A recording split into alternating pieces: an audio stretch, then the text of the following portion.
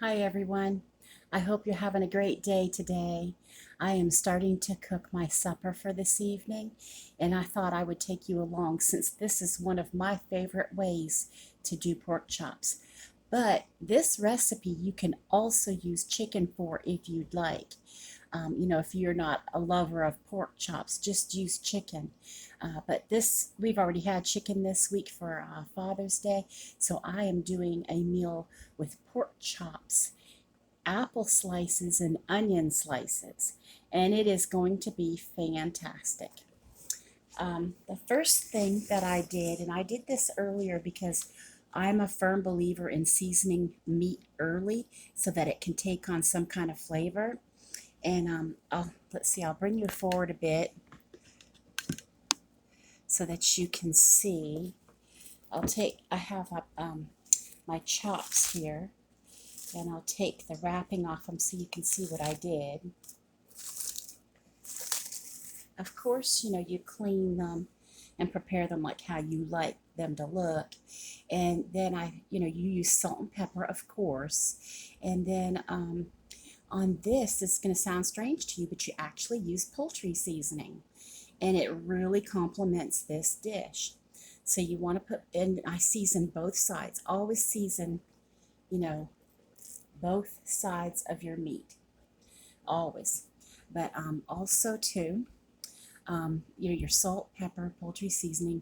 And then I also used a mix of thyme, sage, rosemary, basil, and dill.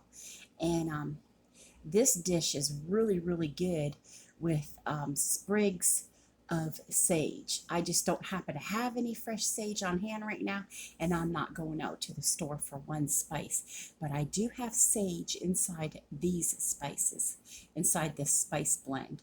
So that's a good thing. And then you want to slice your apples. I have about 6 or 7 chops here. You can cut this recipe in half if you need to, but I'll make sure I put everything in the description for you. And this is 1.5 medium yellow onions sliced, and that's about the thickness. You don't want them like paper thin. You don't want them thin like you want them a little bit, thick like that. And of course, as you stir them, they come apart. That's what you want. Onion. And then also you want 2 apples, and it doesn't matter if you use Granny Smith or Gala apples. This is Pink Lady apples, and you also cut these about this thickness. And the reason I have them right now in ice cold water with lemon juice is to keep them from turning brown. So if you wanted to cut these ahead of time, you can just make sure you immerse them in, for every cup of cold water, use a tablespoon of lemon juice to keep them. And then you can even remove them from the water at that point after a few minutes, and they'll stay nice and light for several hours. Okay, because you don't want your dish to look mushy or anything like that. Okay, so what we're going to do is we're going to go over to the stove, and I'm going to sear these chops before putting them in my dish for the oven. And you only sear them just a few minutes each side, and that's it. And then after I put them in the dish, that's when we put in our apples and onions into the pan. And when you make what you have to, when you stir these together with some butter, with the drippings from the seared chops, that's when the magic happens. You pour it over your chops, and you have a beautiful, beautiful dish of pork for supper. So I will meet you at the stove. Okay, we're at the stove, and I'm going to be using vegetable oil today, but if you have olive oil, you might want to use that instead. I didn't buy any because I thought the price was too high, and I'm just waiting for a sale. So right now I'm going to use vegetable oil to do this meal, and I'm going to use about a couple tablespoons to sear these chops. And, you know, vegetable oil or like a canola, you know, any cooking oil, it will take a high heat, just like the grilling type olive oil will take a high heat for searing. I don't know that I would use extra virgin olive oil, but there are some out there that, no, they're not so expensive ones that you can use for high heat. And while we're waiting for this pan to get hot, I will go get my dish that I'll be putting them in for the oven. Okay, so when you see the oil move around really well like water, it's hot enough. And we're going to put as many as I can in here to sear. Let me back you up. Okay. Just so I don't spray you with hot oil.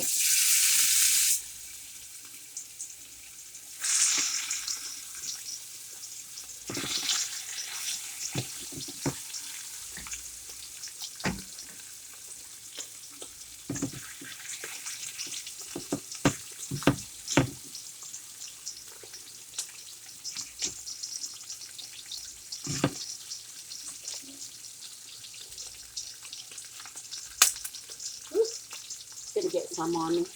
I always have to clean the oil off my shirts. I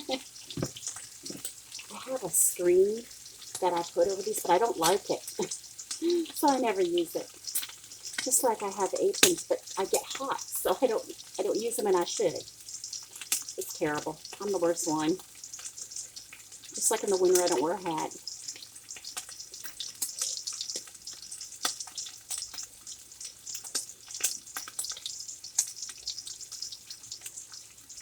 What we're looking for is that they're searing a little bit of brownness on them.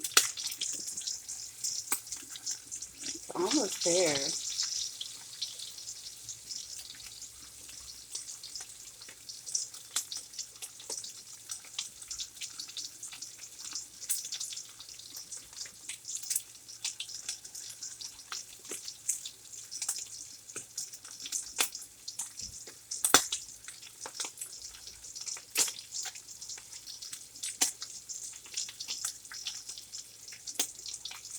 Oh, the spices smell wonderful.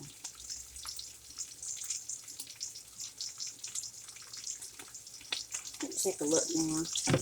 You see how there's some brownness on there? I don't know if you can see that. And that's what we're looking for. So I'm going to turn these over, and I'm going to get all these seared. Okay, after all that frying, I hope you still can see, and that I don't have oil on you, but you can see how these are. Maybe if I turn on some more light for you, you can see how these have browned. Okay, and they're beautifully seared on each side. At this time, I will just stick these in the oven because I'm going to be doing our onion slices now and apple slices, and I'm going to show you how we do that. Okay, for this next step, you're going to need a couple tablespoons of butter. Now, obviously, you don't need that much if you cut this recipe in half. But I have a lot of turbidity in this frying pan because I fried so many chops in it. So,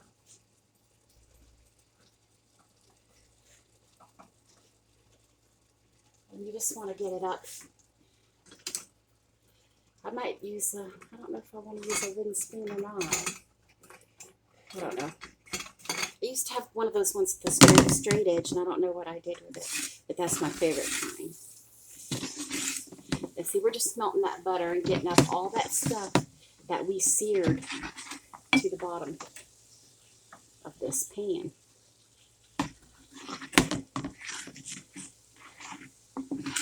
And we're going to saute the onions and apple slices in this. I've already drained my apple slices in a colander.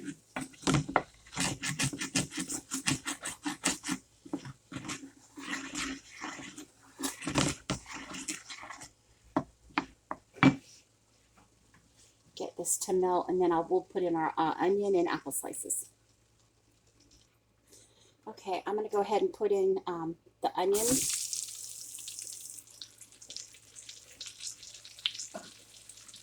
Stir it around a bit.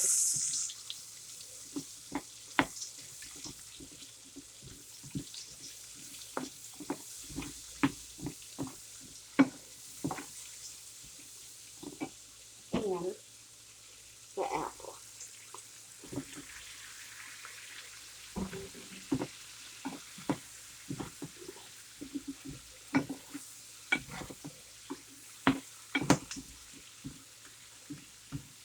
And these are, not only are they cooking and sauteing, they're picking up all that beautiful flavor and seasonings from the chops.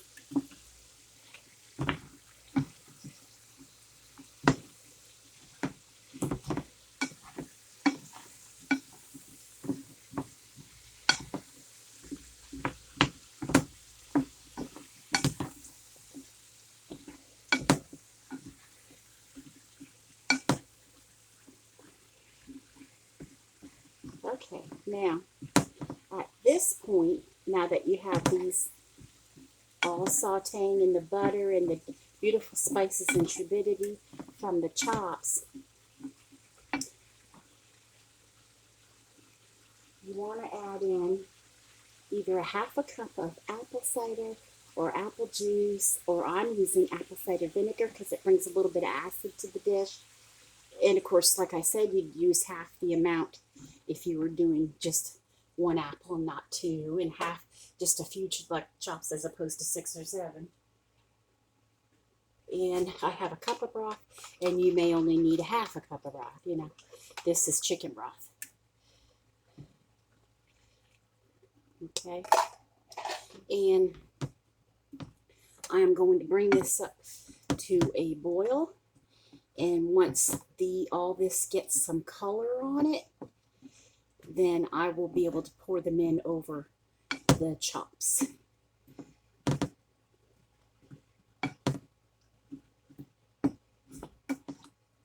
It smells amazing with the apple and the onion and the acidity from the apple cider vinegar.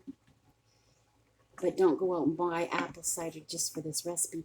You know, just use a cheap apple juice or something like that. Or do what I did and just use a little bit of apple cider vinegar and some chicken broth. And I'll show you what it looks like. See? Yep. Like that. And we're going to cook this until it gets some color. Okay, we have some color on those apples and onions, and I'm going to go ahead and put it over our chops. I might add a little bit of cornstarch and water to my juice that's left to make a bit of a glaze. Oh, it smells amazing. I like doing this recipe in the fall when I can have my screen door open. And all the neighbors were like, what is she cooking? Oh my gosh, it smells so good.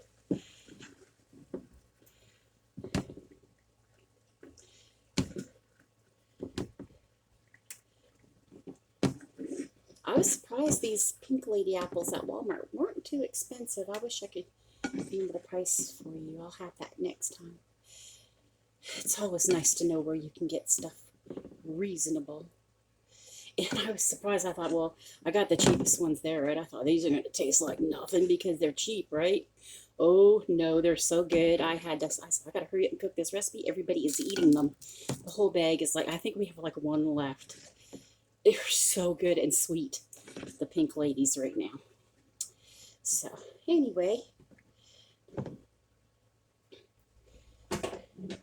going to go ahead and put some... not take out all of it, but put some juice, and then whatever's left I am going to make a glaze to throw over this. And I am going to lift you up to show you. There it is right there. Pork chops with apple slices and onion slices. And I'll bring you back when supper's ready. Go out and play. Okay, it's supper time. You have to come in from playing.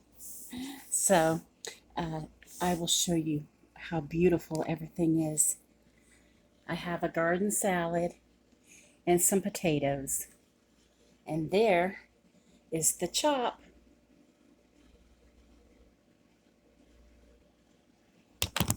the chop with apples and onions. See how pretty? I used a big plate tonight so I could have salad. You know I don't normally use a big plate, right? This is a big plate. I normally use this. See? I use a small plate normally. You can't tell the way I take the pictures. I don't ever use a big plate. But anyway, I am going to show you what it looks like over there too. Hang on. See? That's what it looks like. Chops with apples and onions. And there's, of course, just my potatoes. There's the garden salad if you wanted to see that. Okay, I hope that you give this recipe a try. I'll put what I did in the description. I hope you have a great night. Bye-bye.